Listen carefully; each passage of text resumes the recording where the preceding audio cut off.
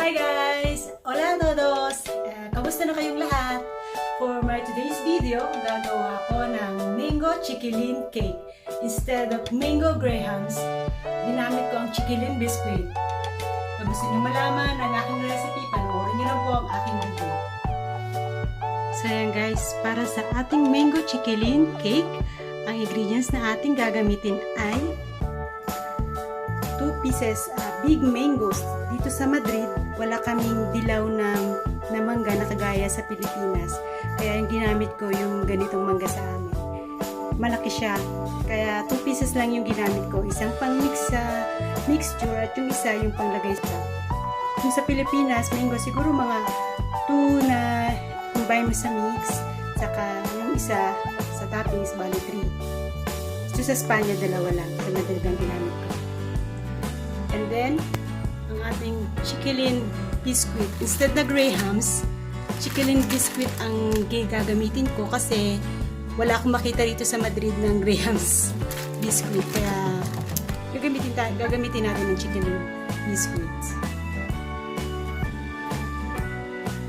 Ang 2 cups heavy cream.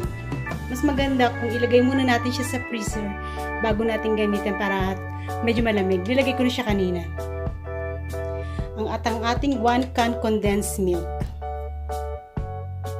So ito na guys, ang muna natin gagawin, i-blend lang muna natin ang ating mango.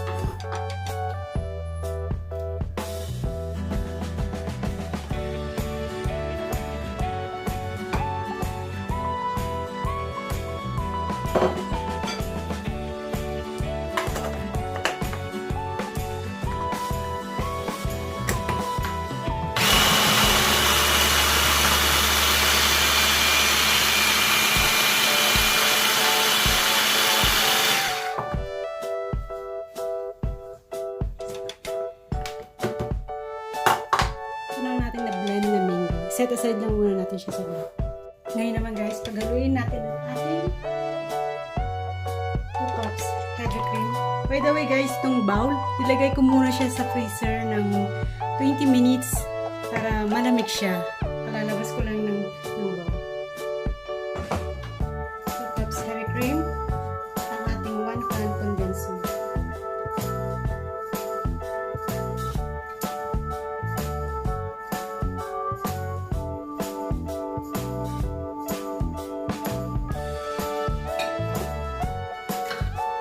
Mix lang natin siya.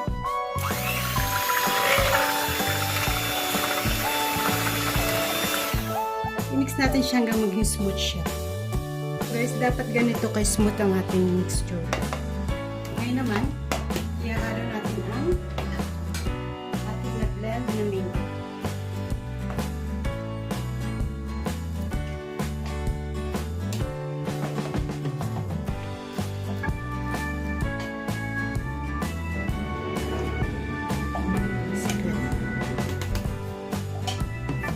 Mix lang natin siya.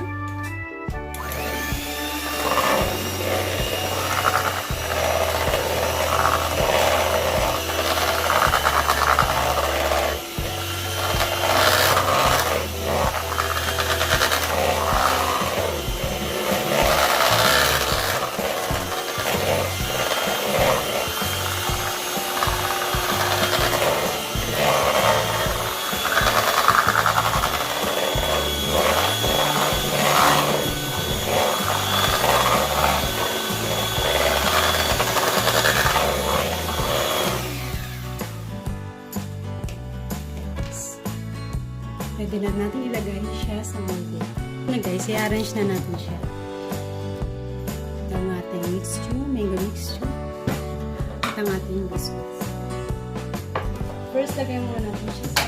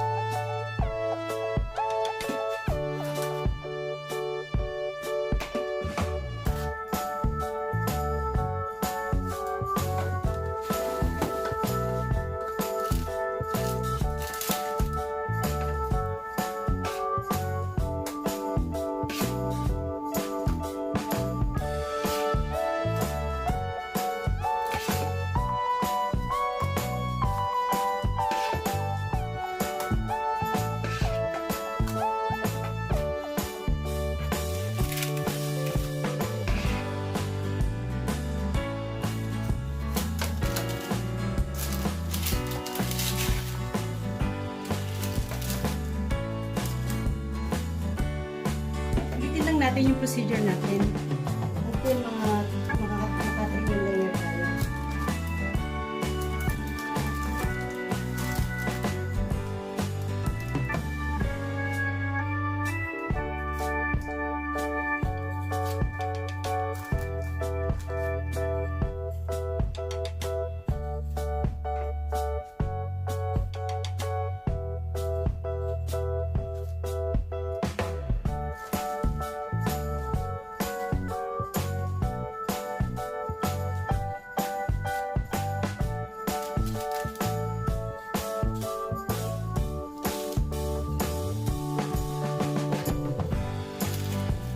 Lagyan ulit natin ang mixture. Lagyan siya ng toppings. Lagyan natin siya.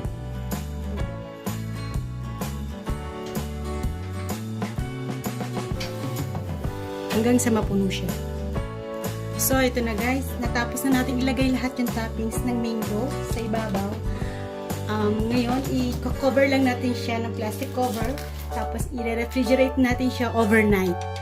Tapos, bukas, bago natin siya i-serve, kailangan i-freeze muna natin siya for 1 hour para maganda yung cake niya. Yan. Na guys, ang ating mango CHIQUILIN cake. Sarap na.